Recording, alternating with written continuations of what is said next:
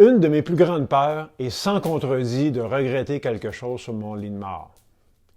J'essaie depuis longtemps de m'assurer que je laisserai aucun projet, aucune décision sans suivi. J'évite à tout prix les j'aurais donc dû. J'ai une stratégie fort efficace pour m'assurer de ne rien laisser derrière, d'inachever ou de débuter. Si j'ai les moindres doutes sur la question « est-ce qu'à 65 ans, quand tu vas te bercer sur ta galerie, tu vas le regretter de l'avoir faite ou d'avoir décidé? » Eh bien, j'ai ma réponse. Je me suis demandé si j'étais le seul avec cette affreuse peur des remords, puis j'ai découvert qu'il y a beaucoup de gens qui ont des regrets, surtout dans les derniers moments de leur vie. Si tu es curieux puis tu veux connaître ce que les gens regrettent le plus, demeure avec moi parce que je te présente les 5 plus grands regrets selon un recensement des travailleurs de la santé des gens sur leur lit de mort. Salut, je m'appelle Richard Leclerc, je suis le créateur de la retraite stratégique. La retraite stratégique, c'est une démarche pour te permettre de prendre un temps d'arrêt dans ta vie folle pour réfléchir, planifier, créer et puis t'améliorer. Si tu veux en connaître un peu plus sur cet outil formidable, dans le descriptif de la vidéo, juste en bas, tu vas trouver un lien pour télécharger gratuitement un guide en 5 étapes pour maîtriser la démarche de la retraite stratégique. Premier regret, les gens auraient souhaité moins se soucier de ce que les autres pensent. C'est Oscar Wilde qui disait « Sois toi-même, tous les autres sont pris ». Les gens regrettent de ne pas avoir été eux-mêmes, d'avoir emprunté puis de garder des identités qui ne correspondaient pas entièrement à ce qu'ils étaient vraiment par souci de ce que les autres vont penser. Ils regrettent aussi de ne pas avoir suivi leur instinct et leur passion. Penser à des projets stimulants puis de ne pas avoir donné suite de peur de ce que les autres vont dire. Dis-toi une chose, là, dans 100 ans, tout le monde que tu as connu va être mort. Le deuxième regret, il aurait souhaité avoir plus de perspective. Le manque de perspective nous rend anxieux face à des événements qui, la plupart du temps, n'arrivent jamais. Dans son livre « Who Will Cry When You Die », Robin Sharma raconte une histoire qui illustre bien le manque de perspective. Un homme est admis à l'hôpital, puis dans sa chambre, il y a déjà quelqu'un qui est près de la fenêtre. Les deux hommes deviennent amis, puis l'homme près de la fenêtre, pour divertir son nouveau comparse, lui décrit toutes les beautés de la nature qu'il peut apercevoir de sa fenêtre. Les arbres majestueux, le soleil radieux, les fleurs magnifiques, les enfants qui jouent dans le parc. À chaque jour, il lui décrit une scène qu'il voit pour le distraire et lui faire passer un bon moment. L'homme devient jaloux de lui, puis se demande sans cesse pourquoi lui et pas moi sur le bord de la fenêtre.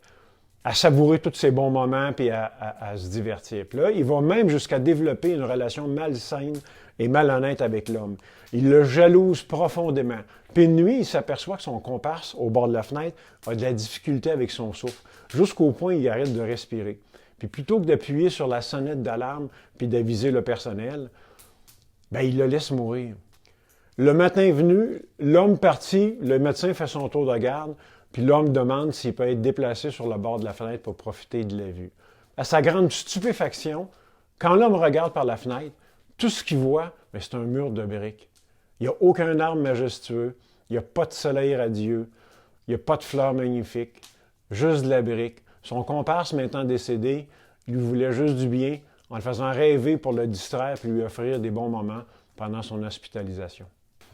Regret numéro 3, il aurait souhaité ne pas perdre autant de temps.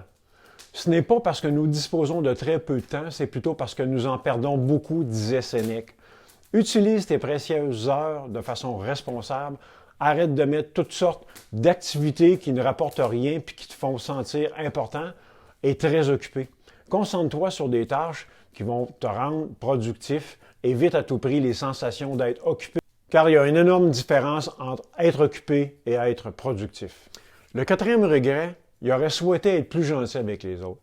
Puis un des bénéfices d'être gentil envers les autres, c'est prouver scientifiquement que d'être gentil et faire preuve d'altruisme, ça aurait des effets positifs sur la santé.